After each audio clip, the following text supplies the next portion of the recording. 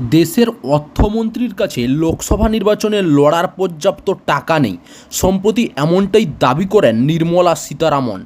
তিনি জানান, বিজেপির সর্বভারতীয় সভাপতি জেপি নাড্ডা তাকে টিকিট দিতে চেয়েছিলেন।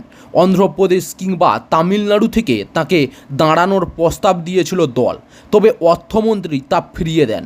নির্মলা বলেন, আমার বেতন ও সঞ্চয় অল্প। দেশের অর্থমন্ত্রীর এহেন মন্তব্যের পর রীতিমতো শোরগোল পড়ে যায়। সেই সঙ্গেই চর্চা শুরু হয়ে যায় তার সম্পত্তির পরিমাণ নিয়ে। নির্মলার রাজ্যসভায় সাংসদ 2022 সালে শেষবার জিতেছেন। সেই সময় নির্বাচন কমিশনের কাছে দেওয়া হলফনামা অনুসারে বিজেপি নেত্রীর সম্পত্তি ছিল 2,63,77,861 টাকা। চমকের শেষ এখানেই নয়, সম্পত্তির নিরিখে দেশের প্রধানমন্ত্রী নরেন্দ্র মোদীকেও পিছনে ফেলে দেন নির্মলা। 2019 সালে নির্বাচন কমিশনের কাছে দেওয়া হলফনামা অনুসারে মোদীর সম্পত্তির পরিমাণ 2,51,36,119 টাকা। অর্থাৎ সর্বশেষ সম্পত্তির হিসেবের নিরিখে যদি দেখা যায়, তাহলে প্রধানমন্ত্রীর থেকেও বেশি টাকার মালিক অর্থমন্ত্রী। তাহলে তিনি কেন বলছেন নির্বাচনে লড়াইয়ের মতো টাকা নেই?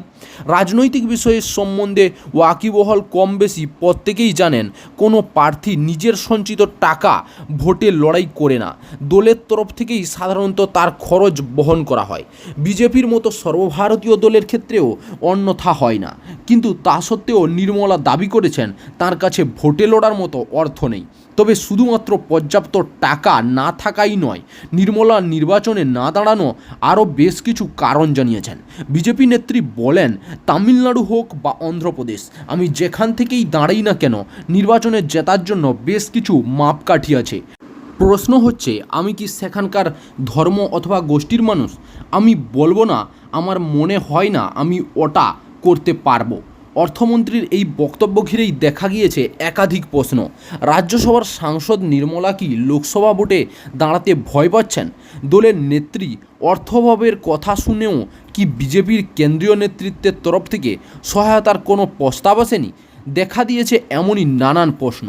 চাকরির খবর থেকে শুরু করে নিয়োগের খবর থেকে শুরু করে ঝড়ঝঞ্ঝা, দেশ বিদেশ, রাজ্য, জেলা এবং আপনার শহরের খবর একটা চ্যানেল আমাদের newsbangla.com-এ সবার আগে আপনারা পেয়ে যাবেন। তাই চ্যানেলটাকে অতি অবশ্যই সাবস্ক্রাইব করে পাশ থেকে বেল আইকনটা ক্লিক করে অল নোটিফিকেশন অন করে রাখুন।